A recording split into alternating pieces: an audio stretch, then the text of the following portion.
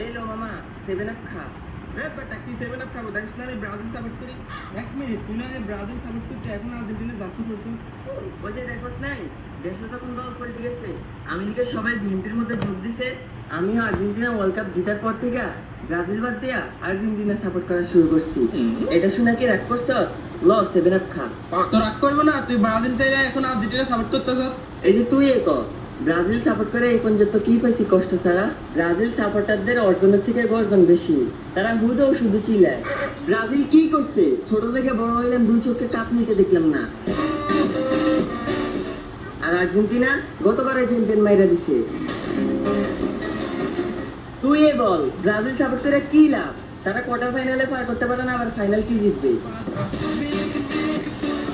তাদের নাকি star player Neymar মাঠের থেকে খাটে বেশি খেলে, কিছু থেকে কিছু হলে ইনজুরি। ও তো ফুটবলার না, ও তো অভিনেতা হওয়ার দরকার ছিল। এই যে ব্রাজিল একটা দল গোল খায়, একটা খায়, দুইটা খায়, তিনটা খায়, 7-7টা গোল কেমনে খায়? 7-7টা গোল খাওয়ার পর থেকে জীবনে 7 আপ হাতে নেওয়ার সাহস পাইনি। তাই কিছু হলেই সবাই 7 আপ বইলে সেটাইতো। তাই জন্য ভাবছি ব্রাজিল সাপোর্টার বাদ দিয়ে আজকে থেকে আর্জেন্টিনা সাপোর্ট করবো।